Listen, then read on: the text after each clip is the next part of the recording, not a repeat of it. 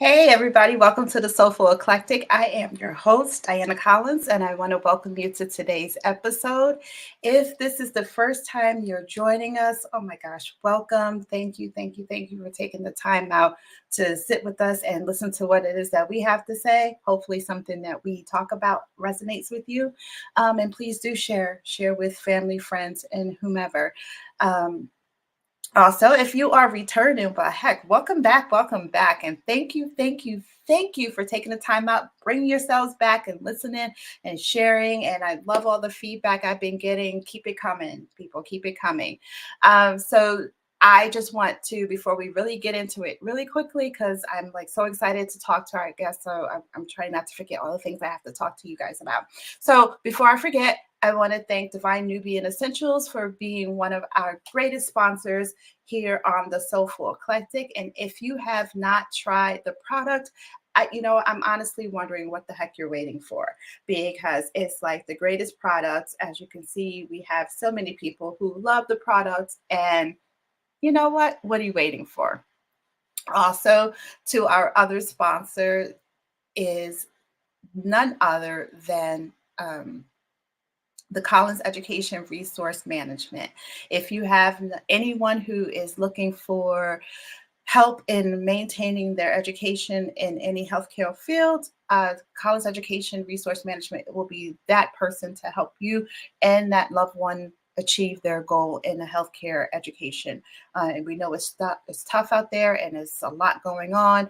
And we want to be there to help support our students and also the community. So if there is ever an event where you want to talk about community diseases and things that we are living with in the Black and Brown community, College Education Resource Management is there and can be there to help with that information.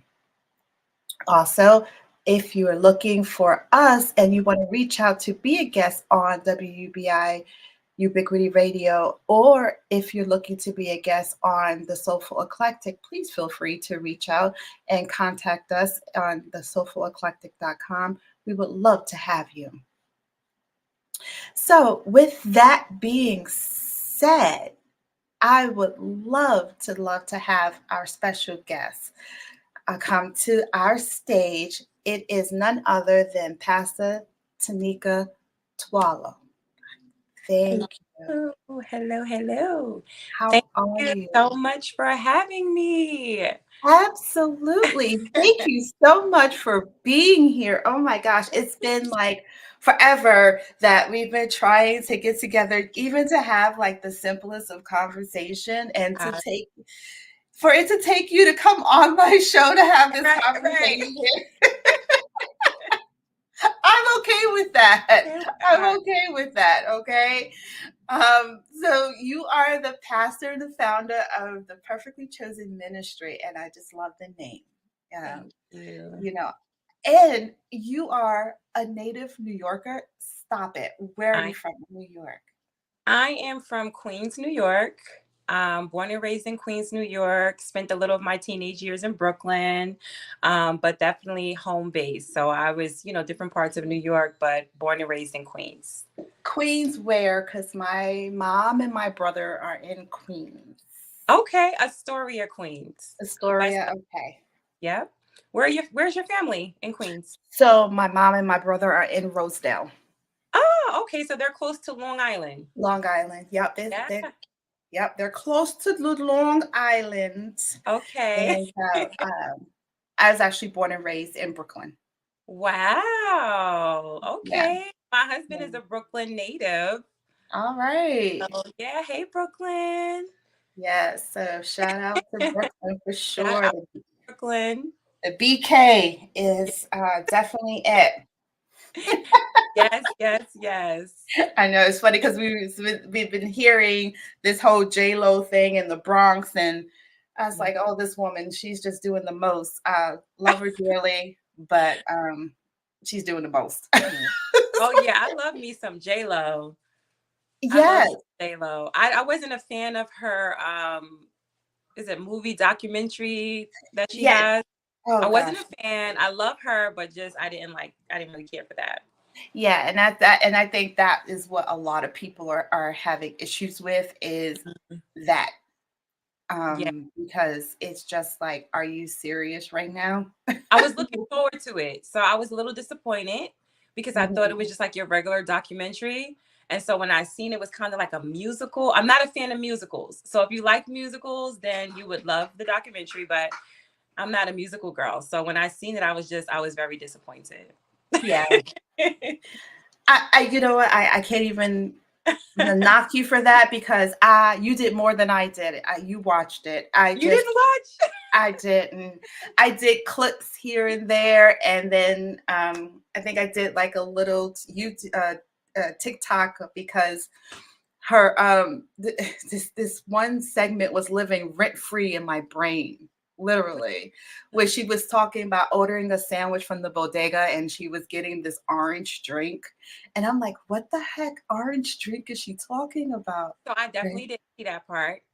Okay. So I must have checked out before You then, you but you probably did, but again, like I so said, what was the it orange drink? nobody knows where everybody that's from Brooklyn and from the Bronx are trying to figure out what the hell this orange drink. Now, for me, the orange drink was it searched. I had to search my memory bank, okay, because one, I wasn't running the streets of Brooklyn because my Right. mama wasn't having that.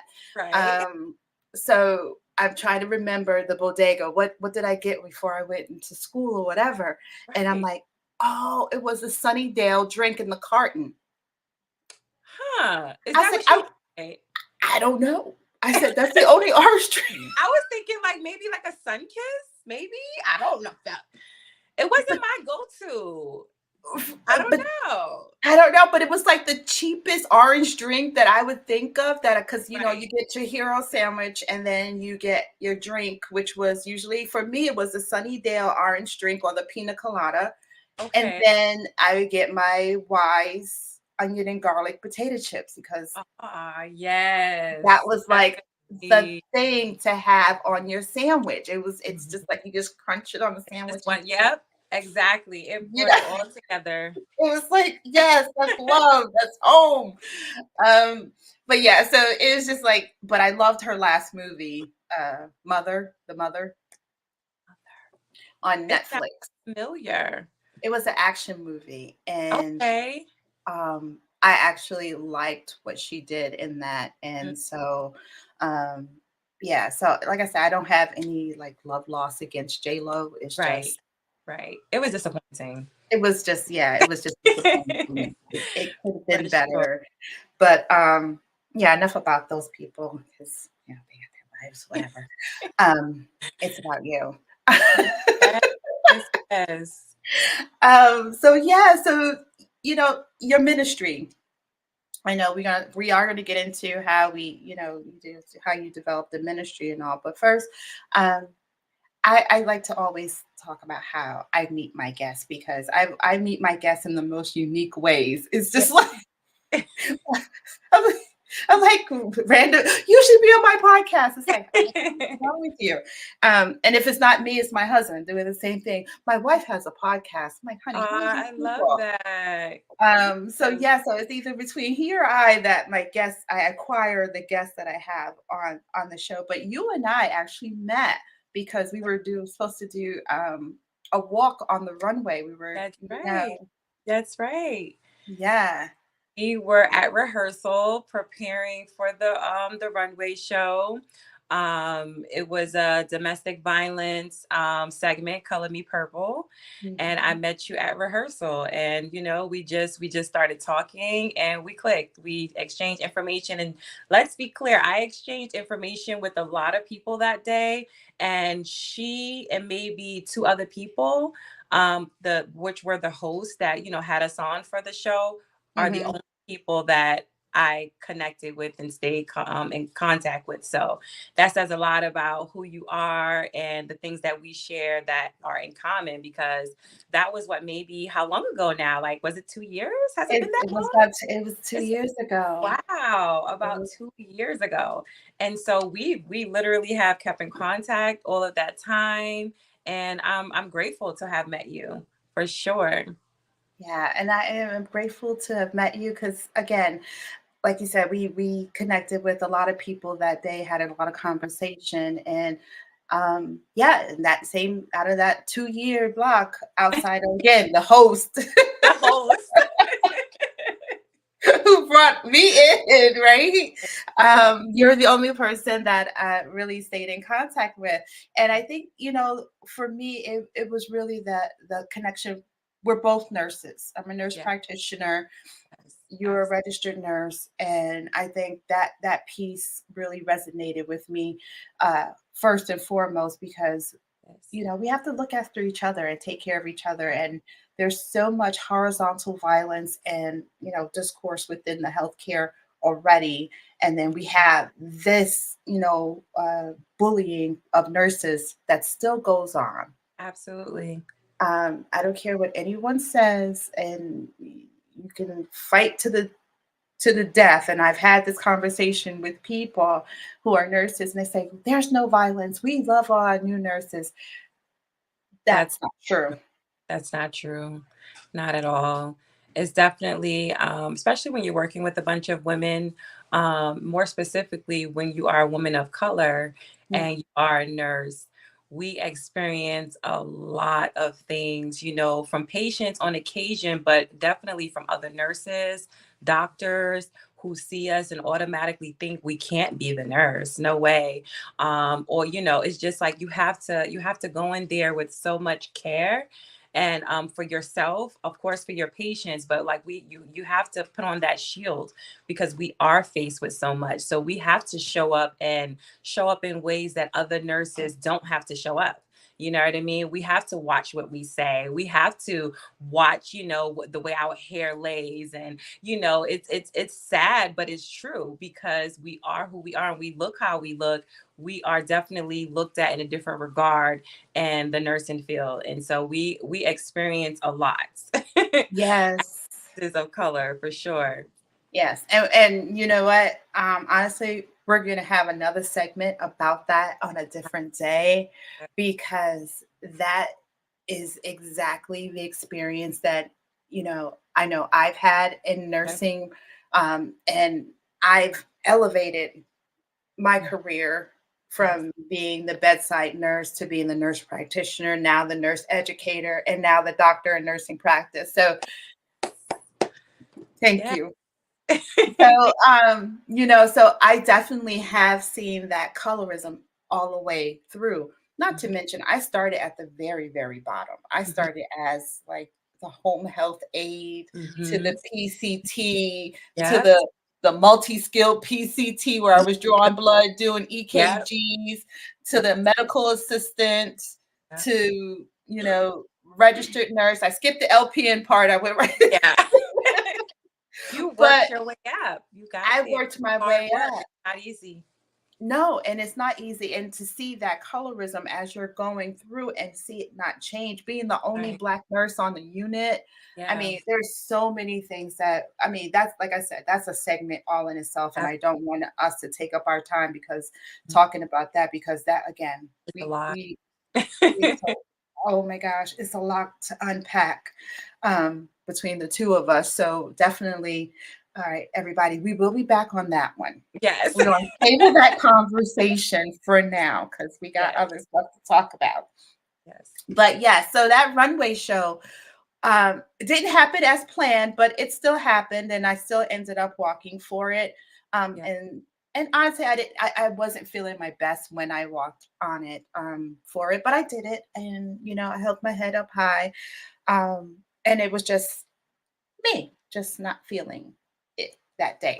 And I was so sad not to see you because I was looking forward to I seeing you. know. It was so much confusion about dates and places. And by the time it was like really nailed in, I wasn't prepared. I didn't have my purple, I didn't anything. So they actually invited me back to it this year, and I was able to walk. And it was just an amazing experience. So definitely glad. Oh, I'm glad. I didn't get an invite back. I don't know why. Maybe I didn't walk well. I don't know. I didn't get an invite back, but it is okay. Um, no love, love. I still love my ladies. It's all Absolutely. right. I really did. I do have fun doing those things and Yeah, meeting the beautiful women that come out of it, and hearing our stories of triumph um, absolutely. through it all. So you are now a new wife I again. I am. I wife. I recently married in February. Yay. So new wife, but I actually have known my husband since I was 12, 13 years old. We actually met in middle school in Brooklyn. And so we've definitely grown up with each other. And although, we have not been together all of those years, we have always remained friends. And Mhm. so full circle, we reconnected and we started dating and we got married. It's just one of those things where my husband has taught me, just for being in his presence and knowing who he is. First of all, he's always been amazing. Let's start there. Um, but just the fact that if this is for men and women, if somebody wants to, they will. We always heard that. And so just his example just showed me how true that is. You could be with someone 6 years, 10 years, 20 years. If they don't want to, they won't. And so here it was, we reconnected, and it wasn't one of those things where we stayed with each other for years and let's do it. It was, you're my wife. I loved you. I always loved you. And this is what I want. So he wanted to, he did, and here we are. So yeah. That's beautiful. That's beautiful. That's kind of like how my husband did it too, to be honest. Yeah. I wasn't intending to get married. Like, and we'll talk about the domestic violence piece of it, but Yeah. I wasn't in a space to get married. I wasn't thinking about getting married. I was just Mhm. broken up from a supposed engagement. And now, here I am trying to get my life together, adult kids in college, that kind of thing. Right. And then all of a sudden, start dating this guy who was my student at Wow. one point. Um, Not when we were dating people. I have Right, some right, ethics. right. I have ethics upon me here, some moral standing. I did not date my husband while he was still my student. That did not happen. Let me just put that out Right. there. Okay. Um, People, I have scruples. Thank you very much.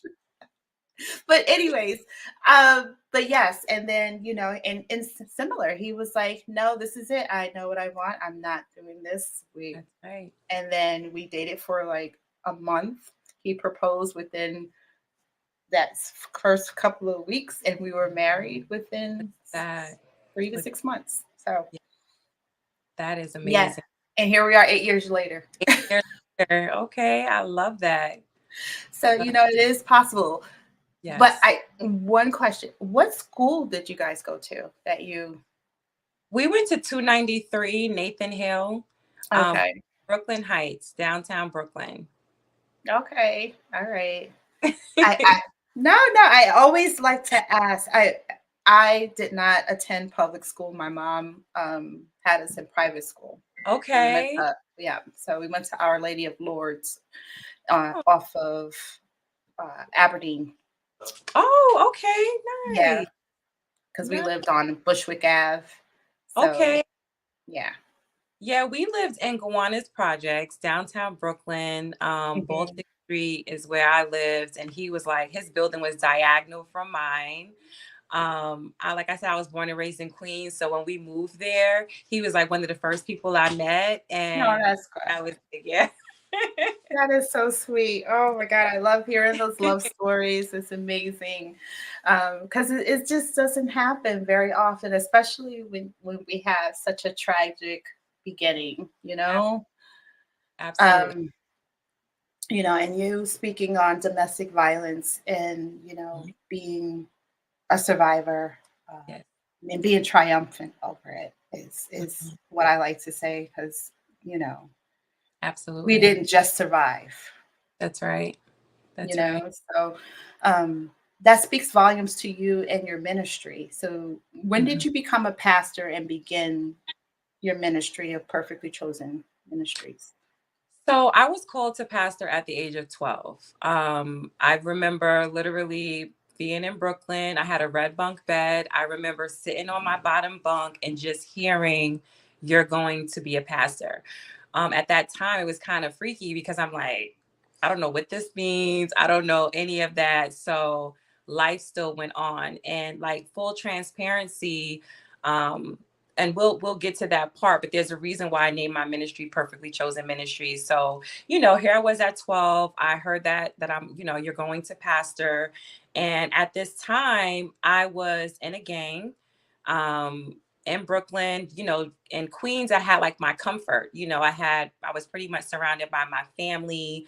My dad and my mom, although they were going through certain things, they were still married. So he was more present. And then, so when I moved to Brooklyn, it was more so just me and my mom. Occasionally, my uncles came by, but they were all grown ups. So it's not like, they were like siblings, with the exception to one who he and I are like close in age. And so, I had these men, like literally grown men, who would try like having sex with me, and here I was, this young girl, and I'm like, oh my gosh, like, what do I do? Like, I can't call my dad, I don't want to tell my mom we just moved here. I don't want to freak her out. And so Right. I got involved with gangs, and, I got affiliated very young. But they became my family. They became my brothers. They became who protected me. And Mhm. at that time, that I felt like, that's what I needed. So I say that to say that even though I was called at 12 to pastor, I still, even not knowing what that meant, lived my life. With the gangs, a few years later, I became a teen parent. I had my first child at 16. I met their father, who he and I, so once we left Brooklyn, my mom moved to Long Island, Mhm. and that met my children's father. We were both young, teenagers. He's about 2 years older than I am. He was the cool guy in the neighborhood that all the girls liked. And, at that time, I had this thing for that guy. And so he and we connected, we started dating, and he became abusive. And Mhm. so, here I am, this girl who grew up around all these guys, all this protection. And now I'm in this relationship with this person who says he loves me, Mhm. and he's abusive. And so many things, at that moment, I would say for me growing up in an abusive home, because my dad was also abusive to my mom, it was one of those things like, this is normal, you Mhm. know. Like, I watched my mom go through it. She stayed with dad, and so it was one of those things that I kept, I kept myself in because it was what I was familiar to, even though I knew it wasn't right. And it's weird because a lot of times, and I've spoken to other women who have been abused, and we all share this thing where even though he was abusive to me, I didn't want to say anything. Mhm. For one, I was embarrassed. I'm like, not me, you know what I mean? So I didn't want to say anything for that reason. And then also, even though he was doing these things to me, I didn't want anybody to hurt him. I knew as soon as I said something, it was going to be a problem. Like, my family was going Right. to show up and it was going to be something. So I'm like, I don't want anything to happen to him. I don't want my family getting in trouble. So I kept it a secret for a while. And then ultimately, I did end up telling my dad, and it was a big thing. Fast forward, I stayed with him. Like I said, it was something that was normal to me from my childhood. He and I had 4 children together, and it was after I had our last child, my son, where I was just like, I just can't do it anymore. Like, it's going to be a point where it's going to be me or him. It really Mhm. came down to that.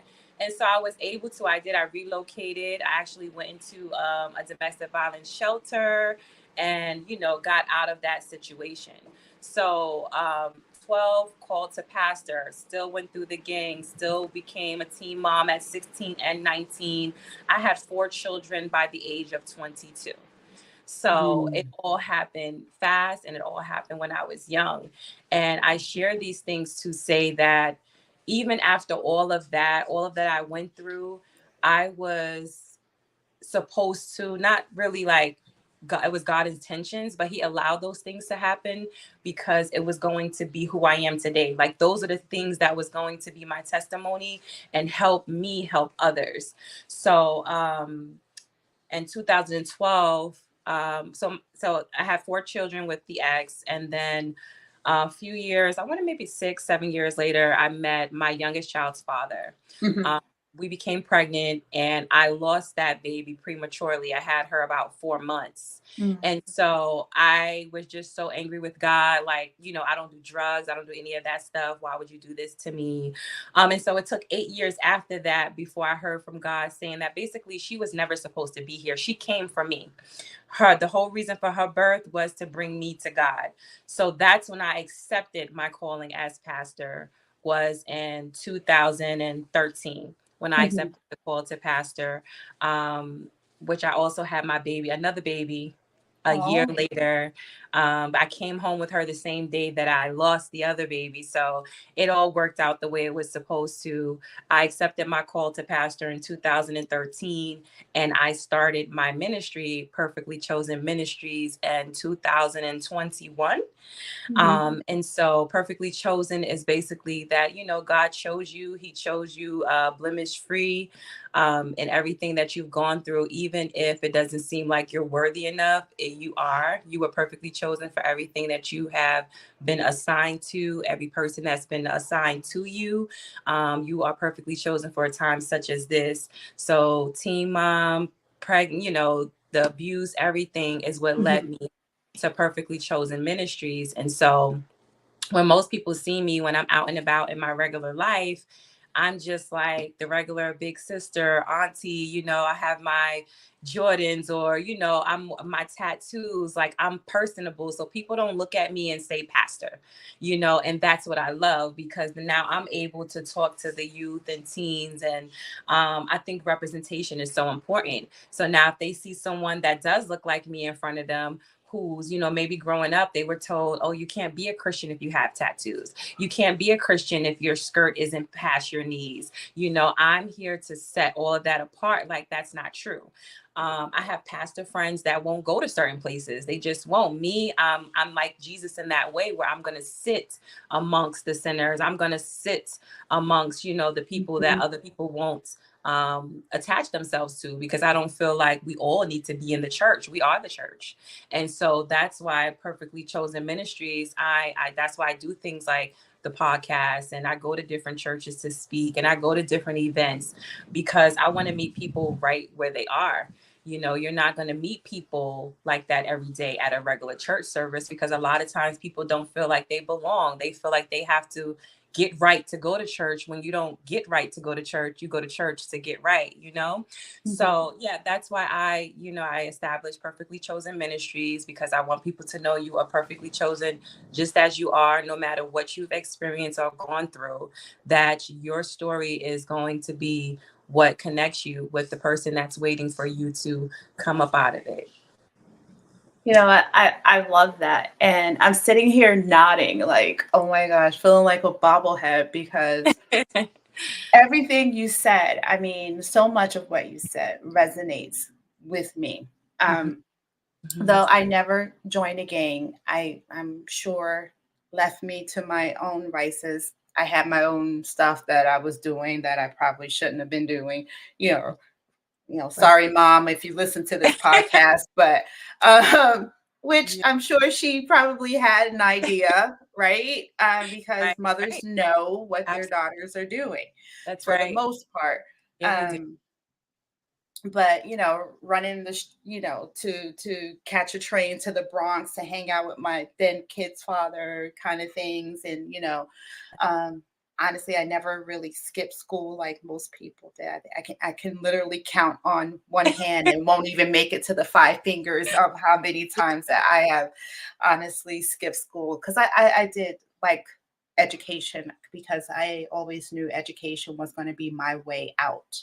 Yes. um Yes. Glory to of everything. So yes. And you talked about being in the church and coming as you are. That speaks volumes, because I left the church many years ago when the kids were smaller, um, just because it was just not my thing. I right. grew up in the church, every Sunday I was in the choir, I was an usher, I did the Yeah. thing, I know all the mannerisms. I can, if I was to go into a black church today, right, right, like, all right, come on over, the whole bit. Right. I was there, and probably could fall right back into it just as easy because it's just routine, right? Right. Um, and you speak about having tattoos and being in the church. I'm sure to this day, my mom would look at my arms and probably still cringe, like, Yeah. "Why'd you have to do My that?" grandmother too. Yeah. He's like, that's not your body. You're rinsing it and you're going to give it back to God with all these holes and things. This is what she said before she passed. And I'm like, oh, grandma. It's just one of those things. And I remember my kids, for a long time, like my first tattoo, I didn't get until I was like 36. Wow. That's how much it was Look just at like that. ingrained in my Yeah. head. Yeah. Don't do that. That. That's It's right. just so at 36, I was like, I'm doing this, I'm getting this tattoo. and I was in the army, okay, mind you. Wow. And while everybody else was at the tattoo place on graduation, I was in a hotel watching HBO. But it just sat with me, and I was like, yeah. And and it's funny how Christians will say, come as you are, but that a lot of them really don't mean that. Yeah. Yeah. It's sad, but what I've learned in just this past year in 23, it opened my eyes up to so much. So although I was brought up as a Baptist, my grandmother had me in church maybe twice on a Sunday sometimes. Mhm. So growing up, I've always been in church, but I never really had the relationship with God, having a church and all that for myself Mhm. until I became an adult. But this past year, since my ministry and now I'm being asked to go to different churches and I'm preaching and things like that, it opened my eyes up to so much, even from a pastor's perspective. So it's not just like people, just coming into the church and feeling that. I feel it as a pastor. I see the clicks, I hear the conversations. So it is a real thing. And so I think a lot of that has to do with it goes back into time. It goes back to colorism. It goes back to we've always been put against each other. And that same nasty thing is true for church. And it's sad and it's unfortunate. And I know it's not everyone, but it is a real thing that's happening. And so I experienced it. And it's one of those things like if I didn't have the relationship with God that I do, and I know that it's not him, that it's people, then I would definitely be the type of person like I'm not going back. Mhm. But it's also one of those things where we have to give grace to say, okay, there is Pastor Tanequa, but then there is also Tanequa. We all have our flesh past our titles. And so when Mhm. we're able to give people that grace and say, you know what, so and so sister or whoever offended me, we have to give grace knowing that they're still themselves. They still have flesh things that they have to figure out. We pray for them, we move on. And what I'm learning to do though is speak to people and hold people accountable. I think it's important, especially when you have seats as pastors and things like that, because someone else coming in who may be a baby in Christ and maybe it's their first time visiting church, they may not have this same revelation, and they're definitely not going to say these things to the pastors and ministers. They're just going to simply say, "This is why I don't come to church.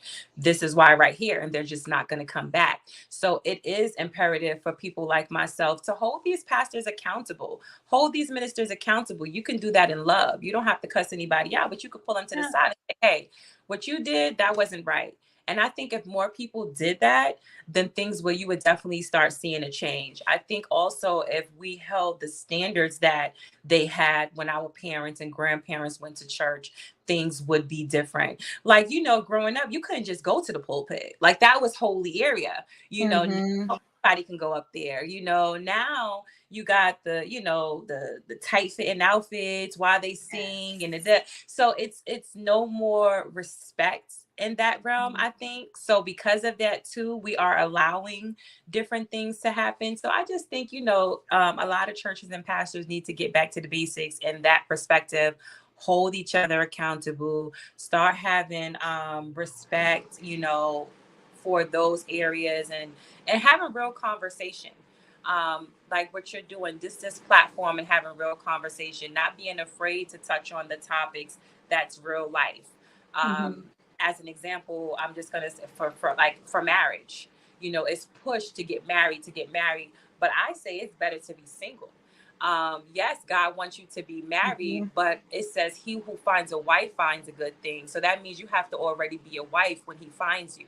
That means when he's pursuing you, he has to already be a husband pursuing his wife. So these are the things they're not teaching in church. They're just saying, oh, get married, get married. Yes, it is true. You should get married, but are you ready to get married? That's That the big part. question. Are you ready to get married? A lot of times when people get married, it's for the wrong reasons. When you're in church, when you are a Christian, because number one, you feel like you have to. Number two, okay, I can't have sex. I want to have sex, so let me get married.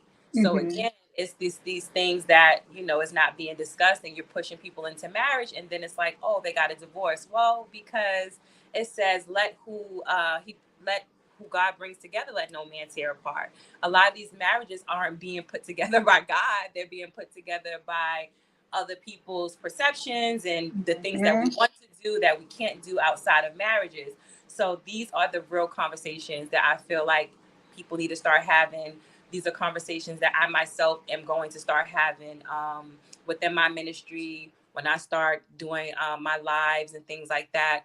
The hard topics, the stuff that people Mhm. are afraid to talk about, but it's imperative that we have these conversations for sure. No, and I appreciate that, and I love that we're able to have those conversations because, again, like you said, it's the Mhm. reason why most people don't walk into a church building. That's right. That's right. Um, and not saying that I don't have spirituality, I don't believe in God or anything like that. That's not true. God is the ruler of my life. He Mhm. is who I am.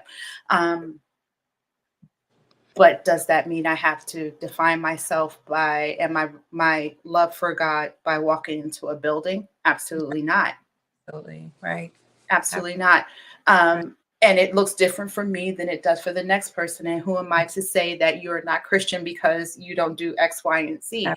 And that part is where we're losing people. Yes. Yes. That is so true. I definitely, for me, I feel like everyone should has a shepherd. I feel like everyone should have a pastor. That's your teacher. That's the person that you're supposed to lead by example and commune. I don't believe that you have to be in church to be a Christian. Um, um, I think that's something that again people are just putting out there. Mm. It's these clicks, you know what I mean? Like if you don't do this, then you're not that. I don't Mhm. believe that. I do believe like it's biblical. Like I try to use as many Bible references because it's not just my opinion, but like he who is without sin throw the first stone. We all have sin. Our sin may look different, but none of us is holier than the other. And like I said, this past year, I experienced that firsthand. Just a quick testimony. I was having trouble last year within my personal life. And there was a woman who I met when I first moved to Arizona in 2020, and very nice, like, love her soul. But her Instagram account was like, the name was out of here. Like I was just like, ooh, I was like, I can't follow her. I don't want to mess up my algorithm. I can't follow her because I don't want people seeing that I'm following this name. And so here it is, me worrying about what everyone else is going to say, me worrying about the wrong things. And guess what? When I was going through what I was going through, she's the one who was right there. It wasn't my sisters in the church. It wasn't other pastors. I was left on red from other pastors. Mm. And it's not to say that that's everybody's character, but it is to say that you don't judge people by something as small as an Instagram name because God will use anybody to help you. God will use anybody to give you a message. And so that was just like God's way of showing me, like, look at that. And she was the one who was there, not the people that I expected. So obviously that changed my perspective 100%. And so now I don't operate like that. And I know that there are people who do operate like that. And I just want to, share that testimony to let people know that your help may not come from who you think is going to come from, or it's not going to look like what you think it's supposed to look like. And Mhm. that's what makes us all beautiful. Like when I go to conferences and I see shoulder to shoulder, white, black, Asian, that just goes to show that, because that's not what God sees. God doesn't see our colors. God doesn't see that this is what heaven is going to look like. When I'm shoulder to shoulder with all these different people, I'm like, wow, this is what heaven is going to look like. And so I just, just want to encourage people to don't stop your blessing because it doesn't look like what you think it's supposed to look like. Even down to my husband. In my mind, my husband was going to be 6 foot something. He was going to be this black man, and the list and the list and the list. And my husband isn't. Like, so you just never know. This list that you're setting for yourself might be stopping you from receiving what it is that God is trying to give to you, because you got this list, and that goes for everything. That goes for your relationships, that goes for your church, Yes. your pastors. Let's Hmm. get rid of the list and just do and be happy with people, not the list of your criteria, but how people make you feel, how people are showing up for you. Those Hmm. things matter than your list. You know what? And that's true. And it's funny you say the list. And I'm sitting here thinking, I'm like, damn, did I have a list? I'm And I, gonna look like it's girl. you, I honestly did not. I think I only had a list, and this is awful. And I had this conversation, I think, with another guest. We were talking, and I said that I think the only time I had a list was when I was younger. Yeah. Um, to be honest, because honestly, I didn't think I would live to the ripe Wow. age of 48 that I am today. Wow. So in that alone, um, is a blessing and a testimony to Right, itself, right. because I didn't. I tried to in my life a couple of times, Wow. as a young kid, um, and unbeknownst to me, I didn't know God had a plan. It wasn't something that I thought about at that time. It's like, That's no. But as I grew older and started living my life, it's like, yeah, you were meant for something else. right. Whatever it is, we don't know. Just keep moving. Just keep Keep going. going. Just keep going. Right. Keep going. Um, so it's just like you sit here and say a list. I'm like, yeah, the only list I had was honestly, and this will sound horrible, and and it's only because of the generation and how we grew up that it will come out as bad as it is, but I just did not want to date a black man. Wow. I did not want to have children with a black man because I was so broken Yes. within myself Yes. that I didn't like what was associated with being as dark as I am. Wow. So my goal was I was going if I was going to have children, it was going to be with someone other than who was black because I didn't want them to have hair like mine. I Wow. didn't want them to have skin like mine. Wow. I wanted them to have that advantage. So when Yeah. you talk about lists, that is literally the only That's list this. that came in my head. Yeah, I can definitely understand why you would think that, especially if you were receiving that type of thing growing up. Um, I personally did, I never experienced that, but my children have. So my Mhm, oldest daughter is 22 and she's very fair skinned. And then my youngest is 11 and she's darker tone. She's about your complexion. And so I had to experience it through them. So with my mhm, oldest, and what's so crazy is a lot of times people think it's people of outside of black that does mm-mm, these things. And for both of my children, it was black people. It mhm. wasn't outside, of us. No.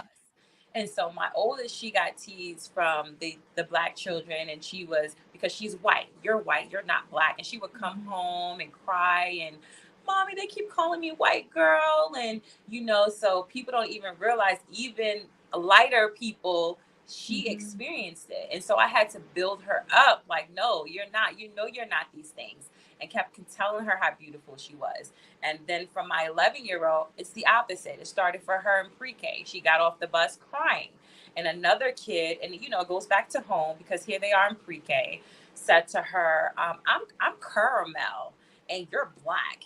And when you get out the bathtub, you're ashy. And she's saying this in like her sweetest voice, and she's crying. And from that moment, I said, okay, I see what this is. So I just built her up, built her up. My parents are brown skin, and her dad is a darker complexion. So we always built up. But now, honey, them deep dimples, you can't tell her anything. She is just a cutie pie. Tell her like, you're beautiful. I know. But it takes having to keep saying these things, because people will quickly show you and tell you that you look different from them, and they will remind you of these things. So I can definitely relate in that way, because I had to experience it with my children. And Mhm. so I can only imagine like the things that they thought of that maybe they haven't shared with me. So, I definitely could understand why that would be your list for sure. Yeah, yeah, and then same with my kids. And here I thought, by having that list, and my kids are half Puerto Rican for that Hmm. reason, right? Um, and so even having that list and Hmm. them going to school, and even their hair is a little bit better, they're got the caramel skin, one's lighter than the other one, they still had that same Same, issue. same. And you still have to still validate them at home, but you know we could do so much as parents to validate them. Yeah, And it's absolutely. just like, okay, no, you're absolutely gorgeous, you're this person, you're smart, you're this. And yeah, I'm blessed to have them be the Amen. children that they are, and Yeah, they are strong in their character. And it's kids are horrible to yeah, each other, yeah. and They we have to do better as parents. absolutely, Because, absolutely. like you said, at kindergarten, no kindergarten child should be. That You should should. be talking about colors on a piece of paper. Why are we talking about this? Like, right? That shouldn't have even been a conversation. And But what do you know about being ashy? right. Yeah, it shouldn't even be a conversation. And I mean, here recently, I want to say maybe beginning of the year, she was called a monkey. And that was like, really? Like I'm having to have these conversations with her. And because she's always had to have this tough skin, she got comebacks. Like she's gonna say something back. She's gonna be like, so but it's just a point. And so I had to go through all of that, and talking to the school and making sure the child who said it was being educated. And it's just sad. It's unfortunate, but these are the things, like you said, it starts at home. It starts with parents having these conversations with their children. Unfortunately, I'm realizing that I'm blessed to have had my mom and still have my mom, because she, even growing up in the projects, it's just I have a certain level of respect. Like even people, like when I speak to people, they go, "You're not from New York. There's no way you're from New York. Me You too. not, no way. It's no way. You're always good morning, good afternoon." But it's not New York. It's how you're You raised. were raised. And that's Thank just how I was raised. My mom said, if you are the first to enter the room, you need to you. speak. You see Mhm. an adult, you need to speak. Somebody gives you something, you need to say thank you. Thank you. No, thank you. So this is just mannerism that I was taught. And so I'm realizing here this year, after meeting a lot of different parents and having mentorships and stuff, we are not the same. I thought this was normal, like Mm, having common courtesy and mannerism. I thought I this thought so was too. normal. And I've met some parents, and I'm just like, so this is not Wow. this is not common, I should say. And so I Right. literally one day called my mom and was like, "Thank you, mom. Thank you." Yeah. And I did, you hear stories, but I never had to experience it. And so Mm. I've had to experience some parents, and I'm just like, did you just say that? Did you just call this other kid fat? Did you just say that? Oh, Mhm. your child is fat. You just got to teach them. Did you just say that? And Yeah. so, yeah, I've experienced some things, and that's another reason why I have the mentorship program Mhm. through Perfectly Chosen Ministries, because I remember even growing up not always having the best influences and best role models. Yes, I have my mom, but for me, my mom wasn't somebody that I felt safe talking to about certain things. And not Mhm. because she wouldn't be there, but because my mom was very, like how you said, my mom was an A student. Like she was totally different from me. So I felt like, oh my gosh, if I tell my mom, she's going to be disappointed because she's the type of person, like, if I failed a math test, how could you fail this test? How could you do that? Like that was Mhm. my mom growing up. So I didn't have that person where I felt safe, where I can go and talk to. So that's why I started the mentorship program, because I feel like it's the perfect way to give your child that safe place that they may not feel like they can come to you about certain things, but also it gives you a chance to, you get to choose your mentor. So that helps. Whereas me, I went to gangs, I went to other resources. So now I'm having all these influences, but it may not be the best influences. Mhm. Whereas with mentorship programs, you are choosing who is going to be the influence to your child and be that safe place for your child. And so that's why I love the fact that, I can offer that through my ministry, the mentorship program. I also have free advocacy program for women facing domestic violence, whether they're currently facing it or they have faced it, and where, like, not everybody, like we just said, are good with words, can communicate. So we have that service where, hey, if you need somebody to go with you to court, or you just need somebody to go with you for an appointment, that's free. I have a mentorship. The mentorship program is free for youth 12 through 20. And they sign up through my website. I do have mentorship for adults as well, low cost for women. I had some men, but I don't really have any men mentors right now. So I'm just basically just where I'm focused on women. And again, for anyone facing domestic violence, I do offer mentorship program for free. Again, because, being a survivor, Mhm. which I call everybody survivors. I just dislike the terminology with Yeah.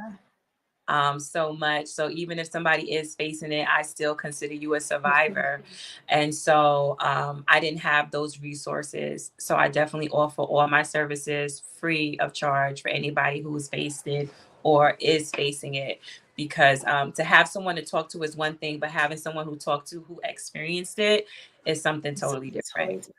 totally different. Totally different. Hmm.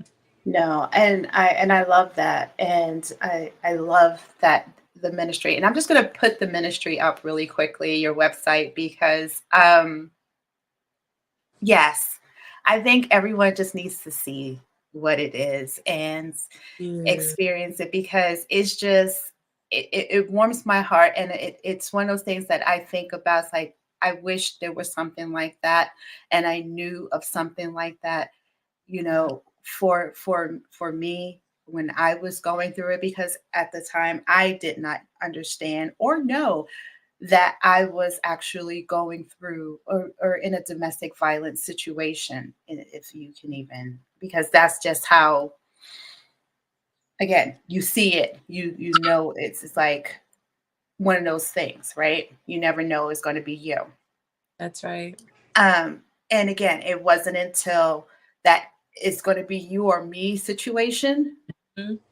that I had to really look at it. And I'm just clicking through so people could Oh, see as we're going through, okay. um, as we're talking. But and I love this because it's just, again, I wish that there was something like this for me when I was going through it, because again, I didn't know what I was going through was actually a domestic violence Mhm. situation, because it was something that was, again, normal at that time, That's right? It right. was just something that we knew. Everybody in the neighborhood, mom, Mhm. dad, somebody was getting beat for whatever the reason, or it was the norm back That's then.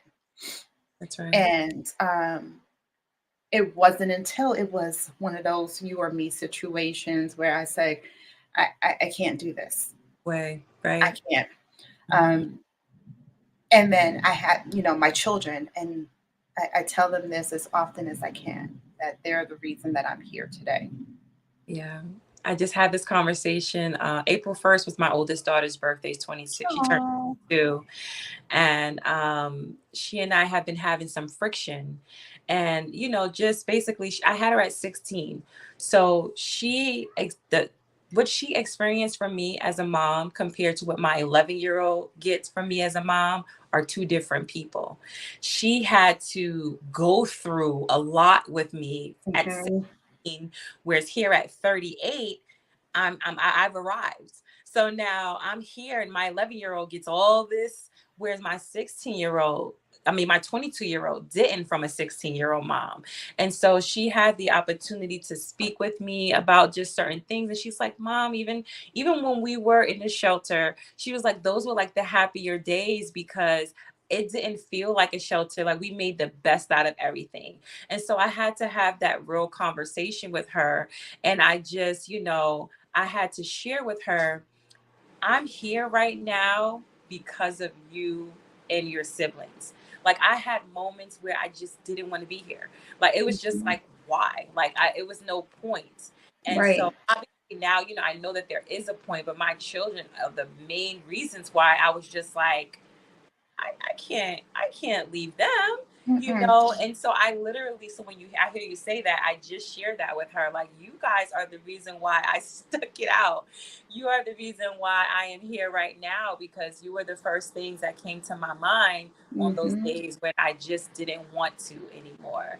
um and I know you said like it was normal, when somebody's being abused and this and that. I mean, even down to rape and, things Mhm. going on in families. And that's why I want to change that narrative. The narrative of what goes on in this house stays in this house. Ay, That's Dios. that I grew up hearing so much. We all did. Yes. So when dad was abusing my mom, when he pulled the pistol out and tried to shoot her, and, all the things that I experienced from a little girl, whatever goes on in this house stays in this house. That gets engraved in you. So now you're dealing with so much and you have no outlet because you're being told that's a no no. That's the Mhm. narrative I had to change within my home. Yes, obviously there are certain things that are personal, that are private, but anything that is causing any type of harm should never be a don't say anything.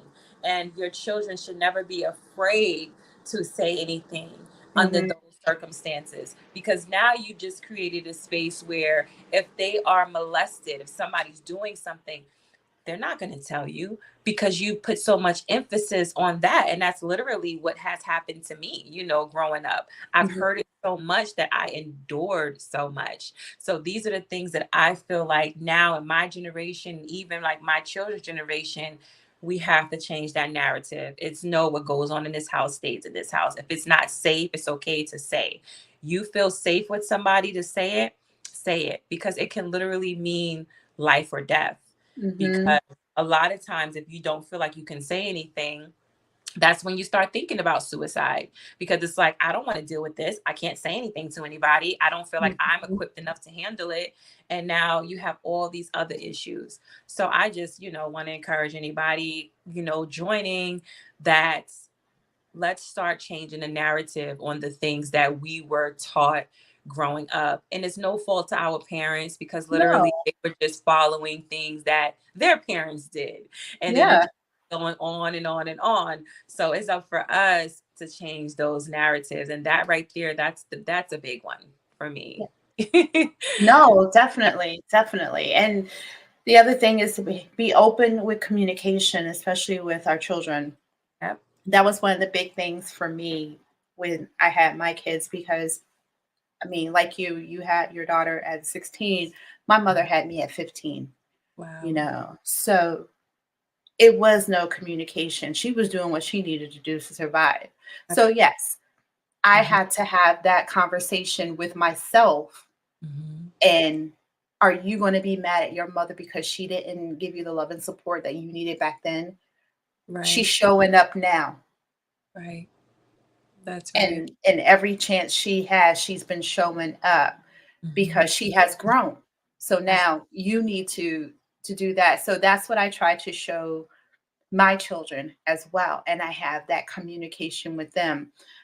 Unfortunately, my oldest and I are not at the best of communication right now, but it's in God's hands, and she'll get to the point where she understands where I was coming from, and as she was growing up as well. Because I mean, I Yeah. was not that much older. I was 20, you Wow. know, Yeah.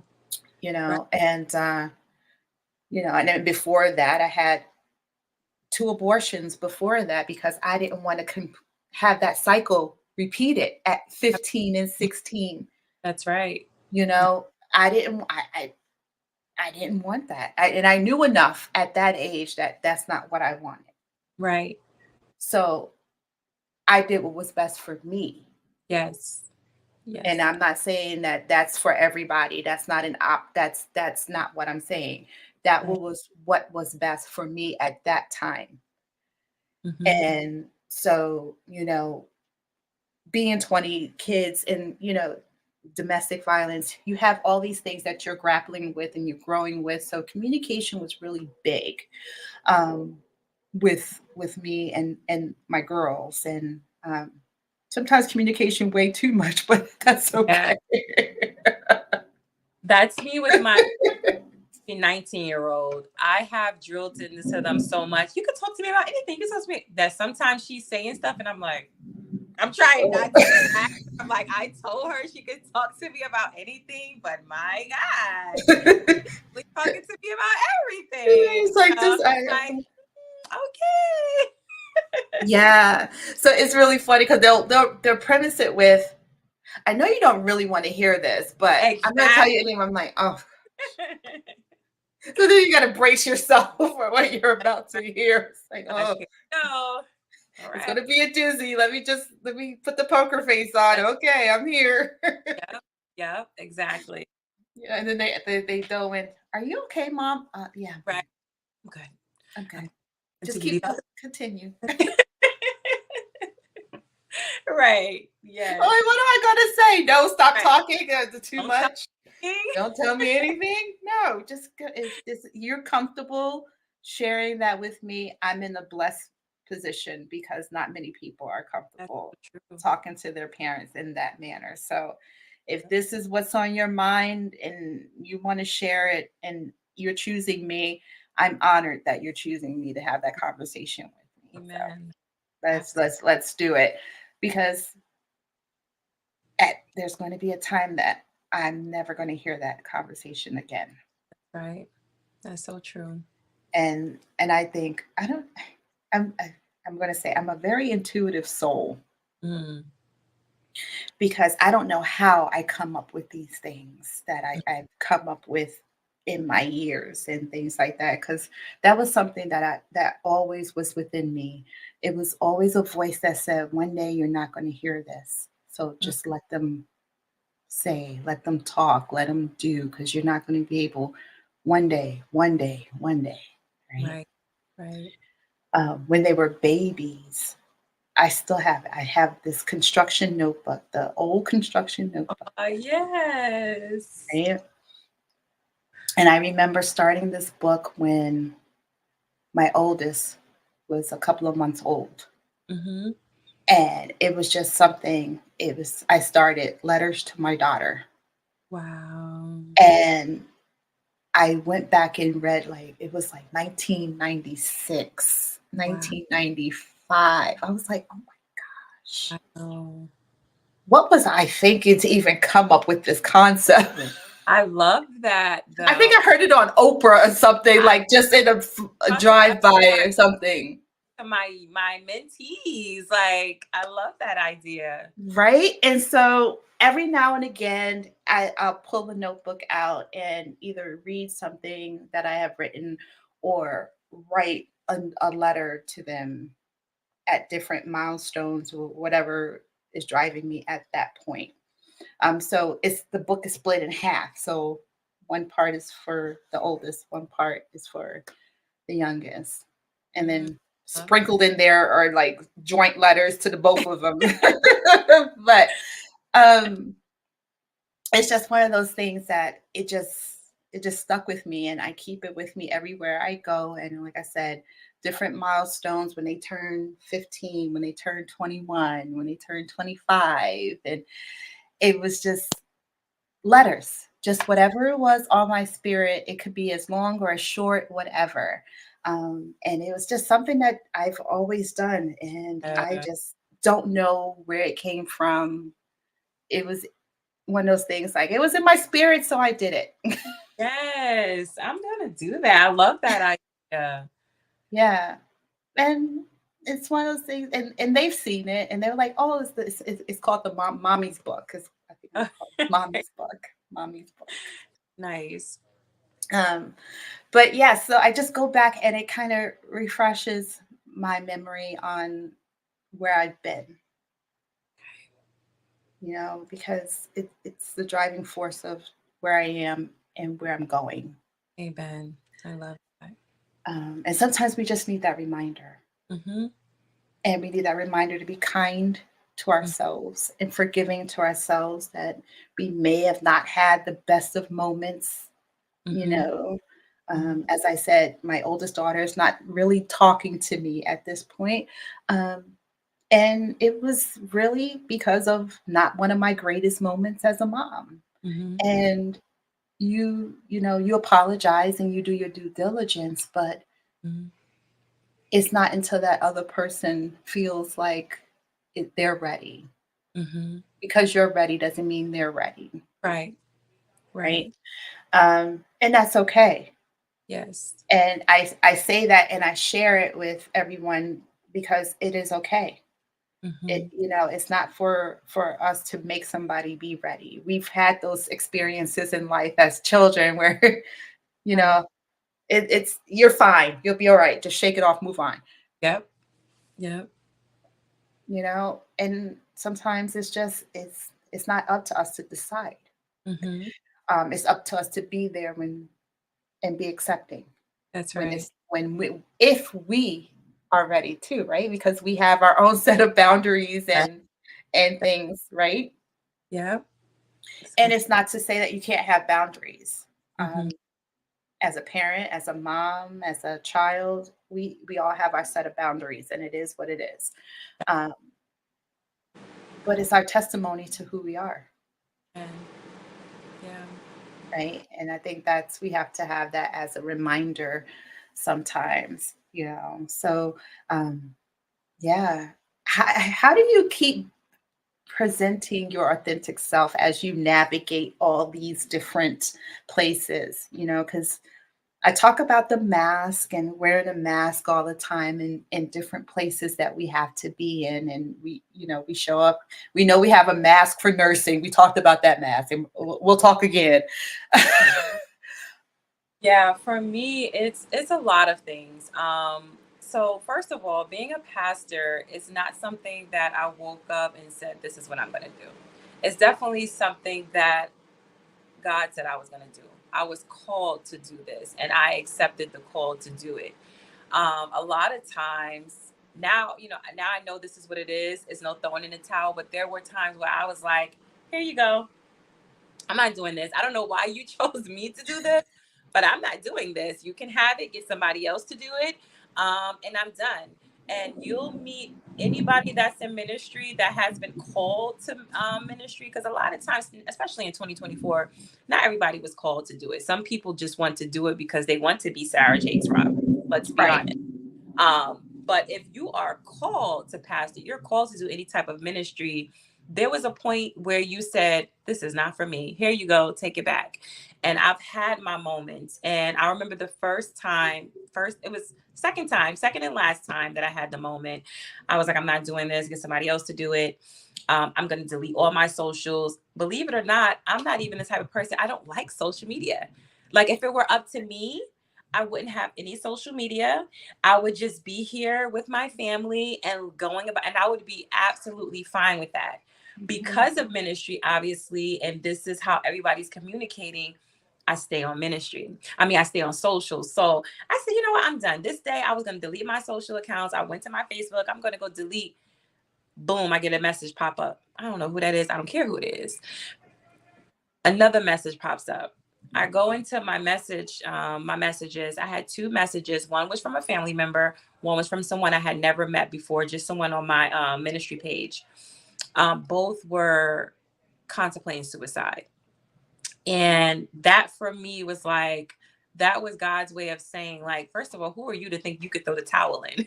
You're not that big to throw in the towel. This is what I said you're going to do. You're going to do it. However, you got to figure out how you're going to do it. That's for you to figure out. But I'm telling you, this is what you're going to do. And so when I seen that, and the fact that these two people don't know each other, one of them I don't know at all came to me and said, "Hey, I don't know you. I follow your ministry. This is what I'm thinking. I can't do this." And then for the family member to say, like, "Listen, I'm here with it. I don't want to do it." On the same day that I called myself throwing in the towel, was Mhm. proof to me that, okay, he chose you for a reason. And what if I did close out that account? Not saying they would have went through with it, but the fact that they came to me, who knows, you know? And so Right. that was the last time that I called myself throwing in the towel, and I just accepted that this is who I was called to be. And however I need to take breaks, and I'll take, like, I just took all last week off. Right. Um, and I that so that's how I keep my head afloat. I take breaks when I need to. I know how to log out and just give myself some days, because it is a lot. Wearing the hat as a mom, wearing the hat in nursing, wearing the hat as pastor, now I'm wearing the hat as wife. It's a lot because everybody wants me for something. Everybody needs me for a different thing. Another thing which I found with ministry is that I'm always under a microscope. Mm. I'm always being watched. If I put the wrong song to a video, oh my goodness, you know, if my skirt is a little bit too short, oh my gosh. If my girls are not small. Any shirt that I wear, they're gonna look like I'm trying to have a show here. If I Right. have sweatshirt, they're there. But oh my gosh, did you see the shirt? Like, I'm always being watched. And so for me, that gets a little bit tiring, because at the end of the day, I am still human. There are some Mhm. people that are pastors that say, I don't listen to secular music. Me, I listen to all types of music. I love my Mary J. Blige. Right. I have teenagers. I like to hear what they're listening to, because, Mhm. and I also I teach youth Bible study. So my audience, a great big part of it is the youth. So if I Mhm. can't relate to them, how can I teach them? So I am open to all different types of things. So that's like the biggest thing for me, is having my husband who gives me balance. He's not in ministry. So when I turn off the lives, when I come back from preaching, that's my resting place, where I know Mhm. that I don't have to be Pastor T anymore. I can just be Tanequa. We can watch our shows together. And so it's that balance. I think that's very important. Just having that balance, having someone who's going to love you authentically and is not going to judge you based off your titles, giving yourself a break, and also not giving everyone direct access to you. Oh. That's something I had to learn coming out of 2023 as well. Is number one, I accept the access that is given to me, like you and I, just being able to pick up my phone, and I know if I needed you, I can call you, I could text Mhm. you. That's access that I don't take for granted, because I know that's something not everyone has access to. Right. So I had to give myself that same grace. Yes, I have my ministry and I have my personal. So everyone Mhm. don't have access to my personal, because you just don't. And then as far as my ministry, there's certain things that I share on on my ministry that obviously I wouldn't share, I wouldn't put my personal stuff there. Just having that balance. Mhm. So you're given the right access, not too much access.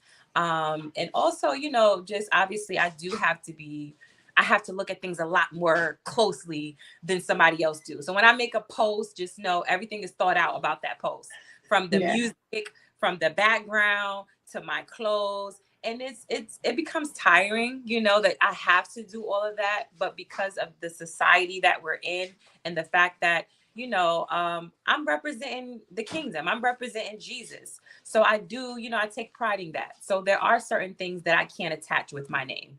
Mhm. My name is my brand. There are certain things that, I just can't attach with myself. So I do understand that. And, but like I said, just having that balance, knowing when to take a break, which I've Mhm. learned to just turn it off, because it never stops. It never stops. So I have to give myself those moments, and just having the balance. That's how I'm able to do it. Yeah. That balance is hard. We talk about balance, and I say I juggle so many things, like you, right? I don't have little ones at home, Um, but that doesn't mean that takes away from that either. Right. I Right. think I worry more as adults of what they're doing and, Oh God. Yes. how they're doing it and where are you? I think I called my oldest daughter, like youngest daughter, hundreds of times. My oldest daughter, I just send her text messages. I Yeah. love you. I just know that I love you. And then 3 days later, I love you too, mom. And then, Right. Right. Yeah. but at least I get that. Absolutely. I take what I can get. Yes. Um, but it's still that balance because we want to be all these pieces of us, right? Mhm. There's so many pieces of us for being nurse, a healthcare provider, right?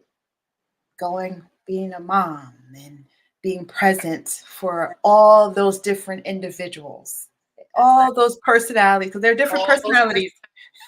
Yeah, it's a lot. It's a It's a it's a lot. lot. It's a lot. It's a And lot. so I commend you for that because I already had the two and I thought I was like losing my mind. Yeah. Um, and so, you're dealing with that. And then your husband is a person of itself, right? Mhm. That you got to give a whole different part of you to Yes. and show up for. Yeah.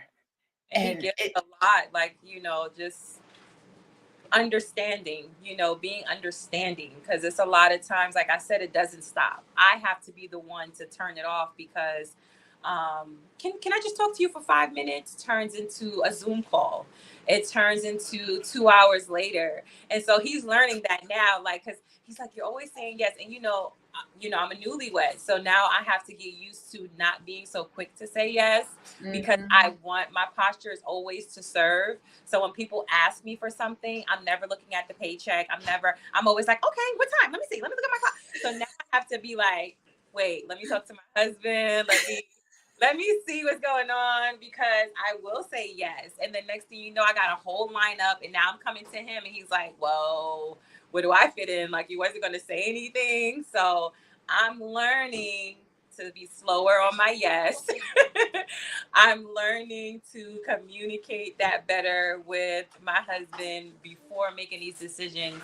But also just him being supportive too, knowing who I am, knowing that this is very important to me. This is who I am, and so him knowing that he does accept and help with a lot of stuff. And that's one of the reasons why I actually took last week off, because he just flew in from Connecticut. And so I wanted to make sure I wasn't doing meetings. I wasn't, just giving that time, You're because present.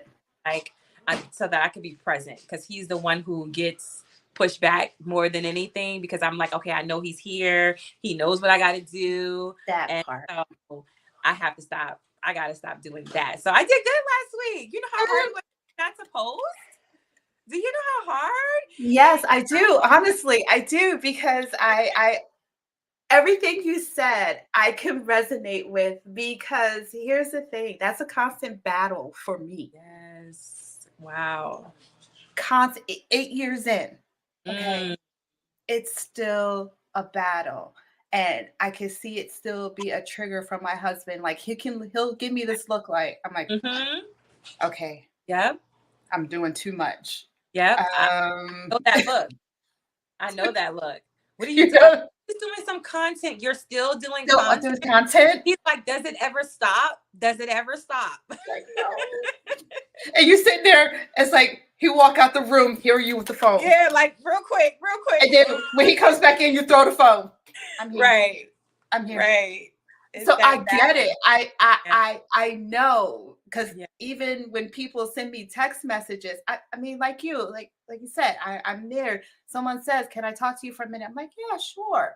And it Right. turns That's your first into reaction. And then they're yeah, looking at us like, yeah, sure. Like, really? really? That was 5 minutes ago. You said you were off the phone, and it's like here it Yeah. is, an hour later, you're still talking. You're It's like still talking.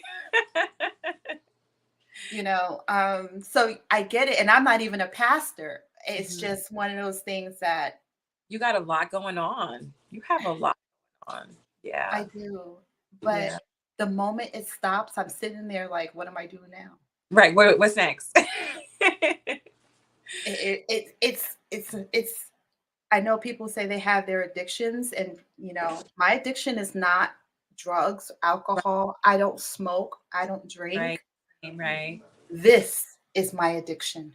Yes, yes. And it's not That, because I'm looking at numbers. It's not that, mind you, I don't look at my analytics. People think I'm crazy. They're like, you don't look at your analytics to see who's. I'm like, no, wow, I wow. don't.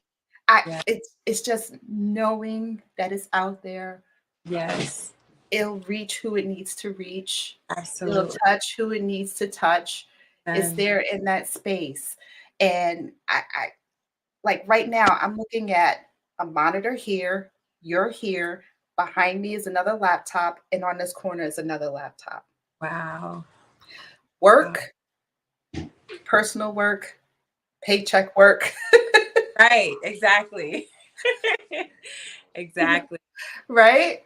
So That's I get it. And it's hard to find that balance. It really mhm, is. And it's a constant tug of war within mhm, yourself to show up and be present. And I have to mindfully tell myself, put the phone down, don't answer it, mhm. and just let it go. That's Like right. right? My phone could ring and I will look at it and I will finish talking to my husband and have a conversation or finish doing whatever we were set out to do. And he looks at me, he said, "Who was it?" And I'll tell him, Mhm. and he'll say, "Answer it." I'm like, "No." Right. You don't want me to answer.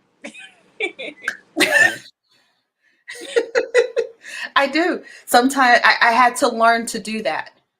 I had to forcefully learn and say, "Look, no, Yep, that's right. I will call them back." Yep, that's Now, right. if they call back consecutively, I'm like, "All right, All right, what something's is wrong. it? Something's wrong." Right, That's a whole different. All right, they yeah, called twice in a row. right, Something's happening. I need to figure this out. But if it's just one and done, I'm like, "All right, cool, they're good." right. Yeah. You know, so it's definitely a balance, and it's definitely something that we constantly are learning and growing with. Just a, like just a tidbit to share with that whole balance. We learn to have meetings. We conduct our house like a business. Mm, So okay. once a week we have a meeting. I It's love on our calendar, yes. and it's our business meeting where we're talking about the things that we did right that week, the things we did wrong and what went I wrong. love that. You have so many good ideas. I'm gonna have to bring this in. I'm gonna have to bring it here at home. Yeah, I mean, you know what? And it works. Even down to during these meetings, what are we doing with our meal plans for the week? Because we both work full time. All right. So, all right, where do we need to get from the grocery store to make sure we have everything for breakfast, lunch, dinner, whatever? Um, you know, what do you have outstanding? Did I do something to piss you off this week? And how do Right. I that you Wow. just didn't say about it or it hasn't resolved? Can let's talk about it now? Because that's where you have each other's undivided attention. Okay. I love that. I'm And it's in. we set a timer no longer than an hour, Okay. 45 minutes to an hour tops. Mm-hmm. And it's just like we sit there and five things you appreciate about me this week. What did I do that ticked you off that you couldn't get over? How are we going into this next week? What do we need to do? What are our big things? Um, I could say I'll send you the cheat sheet. Um, Yes, I love that. because it's But see, called the that's why State you of the Union. win. That's why. Communication. I Yes. love and especially even down to the meals, because that's my thing. I get tired of making the same thing. I'm like, what are we gonna eat? What are we gonna eat? What are we gonna eat? Nobody knows, or everyone has a different idea, and it's like, okay, we have to agree on one thing. So I love that. I Yeah, think meal planning is a big thing because yeah. especially since we're both vegan and we have to cook everything from Yes. scratch for the I most tried it for part. a year. I did. I was a vegan for a year, and I was a vegetarian for 3. And then when I came here, I don't know what happened. I got a piece of the lamb. That's what happened. I got a piece of the lamb, and I was just like, "Ugh." But definitely it's hard. That year was hard because you don't realize how many products contain meat products, like even down to a Snickers bar. And I was Hmm. like, there's pork in Snickers. So yeah, it's definitely tough. So I commend you guys for doing that. Yeah. So 8 years now. 8 years. Yeah. Our whole marriage, we've been vegan. But yeah. But yeah, but it helps with that connection. It forces us to stop Okay. and check in. And then even I think one time my husband had this thing that he was just grappling and stressing and about just work home balance. And then he was brushing his teeth, and then he came out the bathroom and he's like, we need to have a meeting, an emergency meeting, and I was like, okay, when? And he's like, 1 o'clock this afternoon sounds good to you? I was like, yeah, that sounds good. And sure enough, 1 o'clock, we got our notebook, paper, sat at the kitchen table. All right, what's going on? Wow. What happened that Yeah. this is because it wasn't a scheduled meeting. It was just one of those things that we need And to have a meeting. yeah, I love it. And the Yeah. fact you guys were able to agree on a time and get it done that day. That's awesome. Yeah. Yeah, Yeah. he said if today's not a good day, that's fine. I can wait till tomorrow. I was like, no, we can do it today. one Today. o'clock. That's fine. Let's do it. I love that. You I love know, but it's just those things that we have to learn and communicate with one another. And I share it to share with other people because I share with everyone I get to meet, especially anyone who's married. I'm like, no, guys, you need to do this. no, it's not like a great idea. This is like the best thing since sliced bread here, I love that. I do. especially when you're busy like we are. Yes. Yes. We check out really easy. We get on that Mhm. hamster wheel and we just go. That's right. Yeah. We're Yeah. moms and we're doers. And Mhm. as once we on that wheel, it's It's like we go. forget. Yeah. I already after this, I have so much that I'm doing today. So I know what you mean. It's like done. Now I gotta do this. It's always something. Right. Always go. Mm-hmm. So it's just like it's one of those things that you have to have that stop point. Yeah. So I definitely share that with you, and I will definitely Thank- send that over. Yes, send it over. Send it Send it over to over. you. Because you would think we're a bunch of nerds. It's a I, binder we have, and it's on the front of the binder, and it's like we yes. pass the baton. It's your Right. turn. You start the meeting this week. No, I Yes. started it last week. It's your turn. You start the meeting this week. I am So ready. it's just it sounds like it's work, but when you people don't realize that we work at marriage every Mm-hmm. day. Mm-hmm. It's not something we wake up and do like having kids. There was no handbook Oh, for no. having kids. There's no handbook for marriage. Most of us have broken homes that we're coming from and not even a good representation what marriage looks like. That's true. It's like And every day you literally do have to choose your spouse. Like every day you have to choose your marriage. Every day you have to choose to keep going. It's a choice that you have to really take seriously and be committed to.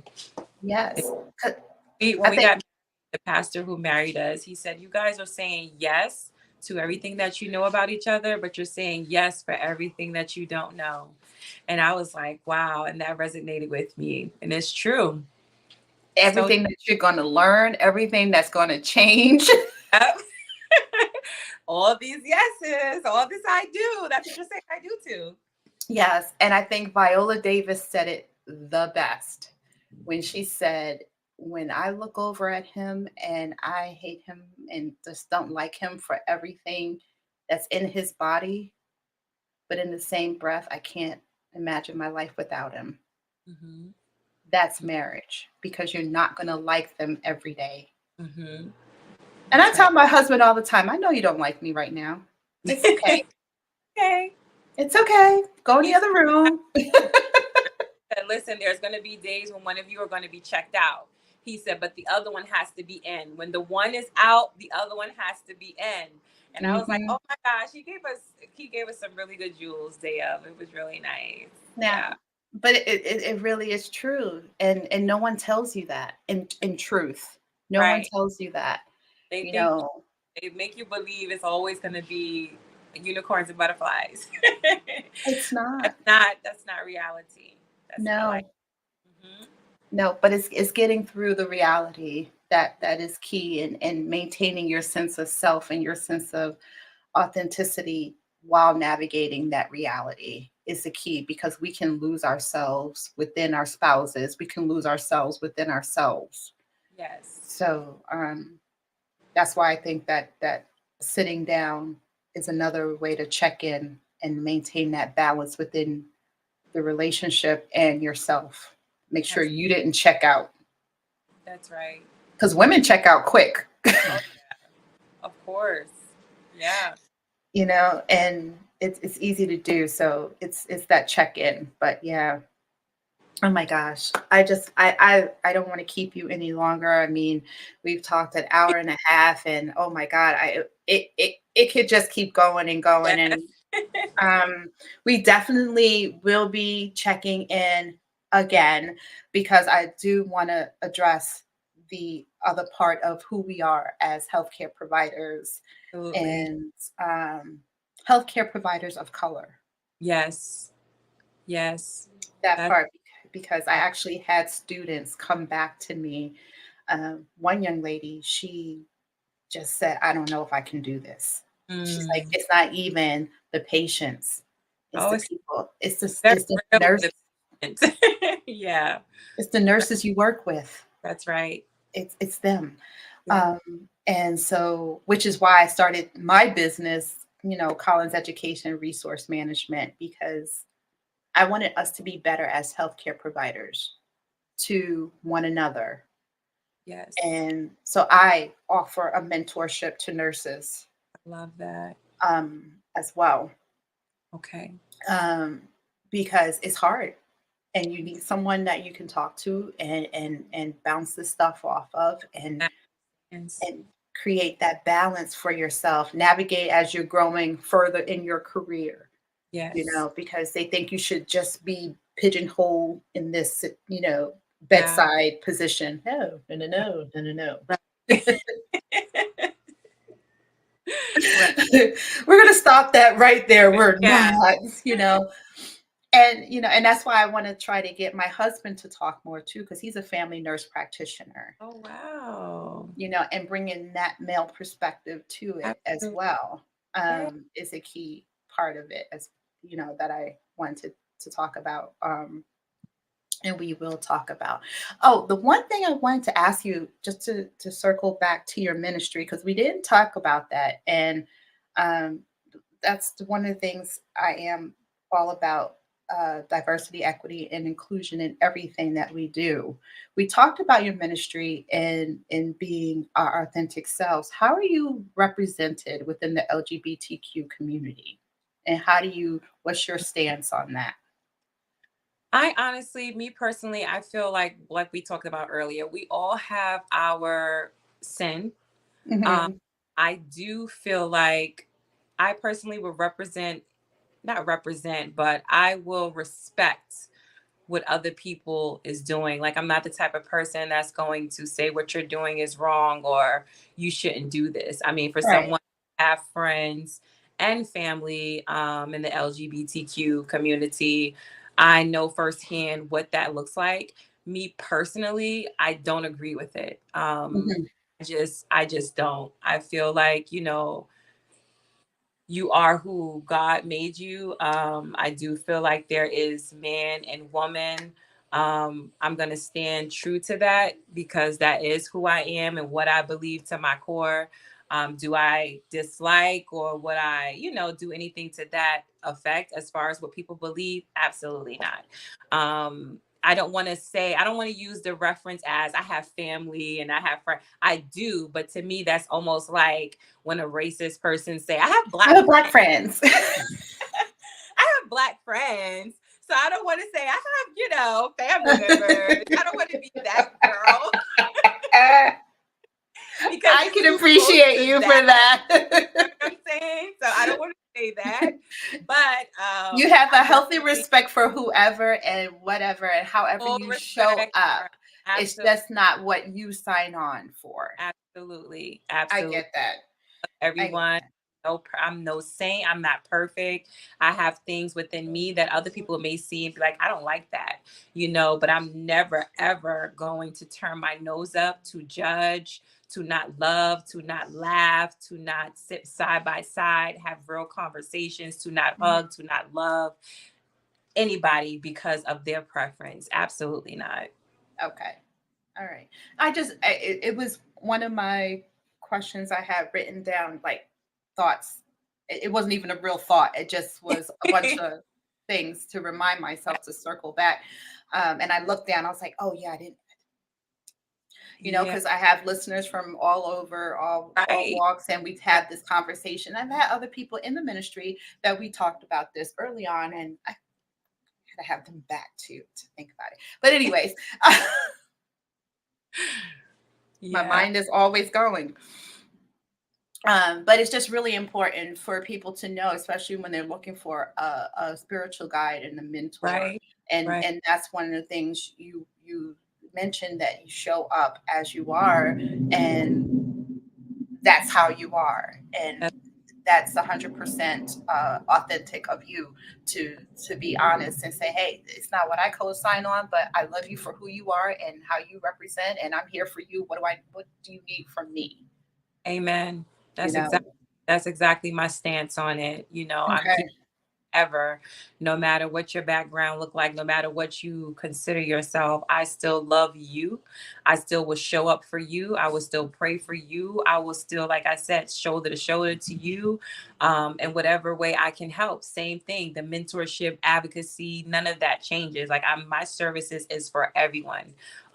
Despite how I feel personally, does not change how I stand by people in love. Hmm. Mhm. Okay. And that's good to know. Okay. Because again, we share information, we share resources. That's something that we all do. I hope a lot of us do. Right.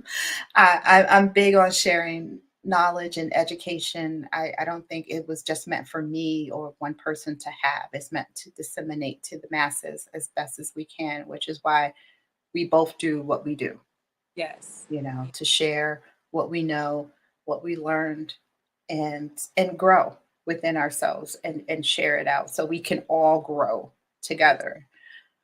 Um, so yeah, so well, thank you for that, answering that question, because I would have been mad Yeah, at myself. no one has ever asked me that question. So you are No. the first one. So thank you. Yes. Oh no, you know what? Because I am that person. I am, Yeah. that diverse individual. And like I said, I want to make sure that every facet of not just who I am, but the people that listen to the shows and are out in our communities are well represented and loved by every room they walk into. That's right. That's right. And being healthcare workers, I don't know where some of these nurses get this notion that you can pick and choose who you take care of and how you take care of these people. um, Yeah. no, Mhm. It no, doesn't work like that it doesn't. And I feel it shouldn't work that way in outside. religion as well, and on the outside as well. So I am always quick to ask that question, especially to those in who are devout Christians and follow the word of God, because sometimes they're the first ones to throw the first stone. Yeah. Oh, we know that. We know that. Unfortunately, that is And true. That is right, true. so creating safe space for everybody, Safe space. um, safe Definitely. space for all of us. And Oh, Who yeah. who would think in this day and age, in the 21st century, we have to think of a Because safe I space for those of us in the Black and Brown community? But we need right. safe spaces. You do. We do. Absolutely. So everybody know we're a safe space. That's We're right. putting it out there. We're a safe Right. space. It is all love. It's all love. It's all love. You come as you are, and that's even if you are living on the streets. Come as you are, because Mhm. we have to take care of each other because We no one do. else is going to do it. That's right. So, and we're here for that. So I really, really thank you for Yeah. coming on to my show. I thank you for being my sister, my friend. Oh my gosh, so cute. Yes. Thank you so much again for having me. I'm Yes. more than honored to be here. I'm happy that we had this conversation. I pray that it is a blessing to someone So, to hear this, real conversation with real people who are representing these areas. It's not like we just picked up a book and what are we going to talk about? This is real life, real experiences. And so, for that alone, I hope that it's able to resonate with someone. yes, yes. And you know what? I it will. And as Mhm. I told you, I don't look at analytics because it'll drive you crazy if you look Oh, at the analytics. Oh my gosh. But yes. um I feel like it will carry its weight, and if it's just one, two, it's meant for those people who needed it, and um, yes, I love it. And before I let you go, I want to also ask, make sure that you join the Black Nurses Association. Oh, Hey, yes. Pam. Oh, yes. I will. Okay. Okay. I All will. right. Our next meeting, I think, is the fourth week in fourth Saturday in April. So whatever Okay. that Saturday is, Okay. um, in the morning, you can either go to the building or via Zoom. I'm in Tucson, so I'm zooming in Right. anytime I'm zooming in. Um, but yes, please become a member. We definitely can use you in our numbers. And here I am speaking like I have to, on all fairness, I have to renew my membership. I go to the meeting, I just kind Right. of Right. just got to renew my membership. Yeah. But we need more of us, and I don't just mean us of color. I Mhm. mean us of nurses that are in the trenches, because honestly, I want to relieve some of our older nurses that are been doing it so long in the Black Nurses Association. God love them. And I know they're tired, but and I being out in Tucson is hard for me because they have so many events that's going on. It's like, oh, I gotta pick and choose which ones Right. I go to because I have to drive. Yes. Yes. I can. And But I tried to, because they are older, and yeah, and in all fairness, I do want to do my due diligence. So I do try as much as I can. So if I can get more of us going in there, absolutely. increasing our numbers and showing up, um, let's do it. Right. And Absolutely. for anyone who's listening, no, you don't have to be a nurse of color to join the Black Nurses Association or any other nursing association. Yeah. Um, so let me just put that out there, because that's not it. Um, But whoever wants to join, please, we definitely would love to have you be one of us and be a part of the volunteers and spreading the word in the community. So, and then, so definitely.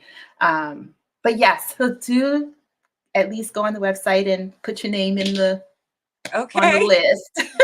I will for sure. I will. So that you can get some lovely information, because they have job postings and everything that goes through there as well. So and we also offer the mentorship as well through Okay. there, and Awesome. scholarships as you're increasing your knowledge and things, Okay. so you can get a couple of those scholarships as I members love as well. So my me. husband and I have gotten it a couple of times because no one else applied. Right.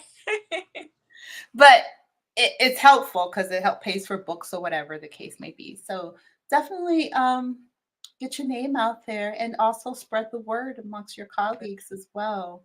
Okay. I'm going to say the ones you like. Yeah. The good ones. The good ones. Good ones. Yeah. I'm sorry, that was really bad, um, but it's true. We want good-hearted people who Mhm. are out to take care of the community and help the community as we are doing now. Um, because there's enough backbiting and everything else that's going outside the community. We don't need to continue that.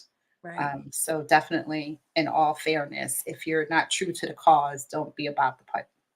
Don't Hmm. show up. Hmm. That's Just right. don't show up. But yes, so thank you again. Like I said, I can continue to have conversation because It's good. it's good. But I did want to say that too before I forgot, to join the Black Nurses Association because we do need more um, of us in our numbers Okay. to more footwork in there. Um, and I think, yeah, and you'll like it. I think our scholarship tea is coming up in September too, Okay. which is a really nice time as well. So yeah, join us. Join I us. will for sure. I'll be there via Zoom, but I'll be Okay. there. um, but yeah, so we will definitely continue our conversation Okay. thereafter. But I do want to thank you again for taking the time out and joining us. I know you have a lot going on in your day. You already know I got a lot going on in mine. Yes. And then some. But yes, I look forward to our next conversation. Yes. We definitely You. have to get that on the books for our next conversation. And yeah, and just keep doing what you're doing. I Thank mean, you so you're much. You as well. such, Thank thank you. And I am again so blessed and honored to have you in my thank ranks. Thank you. Thank you. Yeah. Same for me too. Thank you for having me. Thank you for everyone who will see this. You guys are amazing. You can connect with me. I know you have it up there, but you can connect with me on all socials at Perfectly Chosen Ministries. The site is perfectlychosenministries.com. On Thursdays, I have Youthful Thursdays. It's a Bible study for the youth, 6 p.m. Mountain Standard Time, and you just adjust it according to where you live. But that's if you go to Perfectly Chosen Ministries Instagram, there's a link in the bio where you can fill out the information for your youth, and it's all Zoom. So it doesn't matter where you live, you can partake. So yeah, thank you. Oh, fantastic. So, everyone, do your due diligence and just reach out, even if it's to say, hi, I Yeah, saw you, whatever. I know Pastor T would love to hear from you. absolutely. Um, and of course, you could drop where you heard it too. That never Please don't forget hurts. that part. Right? Just don't forget that you heard her on the Yes, Soulful Eclectic, okay? And it definitely will not be the last time that you will definitely hear from her. So, for all of you, definitely check us out on all the podcast screaming, good Lord, streaming networks. And that could be on Google Play or your, what is that, Apple, whichever awesome. one. I stream on all of them, Spotify, iHeartRadio, you name it. And for those of you who want to catch us live on TV, we are WUBI Ubiquity TV on Roku. Yeah, Okay, so download the app if you have not done so yet. What have you been waiting for? So download the app. Watch us on Friday night, 6 p.m. to 8 p.m. on Roku TV, or you can listen to us on the radio, WUBI Ubiquity Radio, and also on your podcast streaming networks. So thank you all. And I look forward to hearing your feedback on today's episode. Take care of yourself and each other.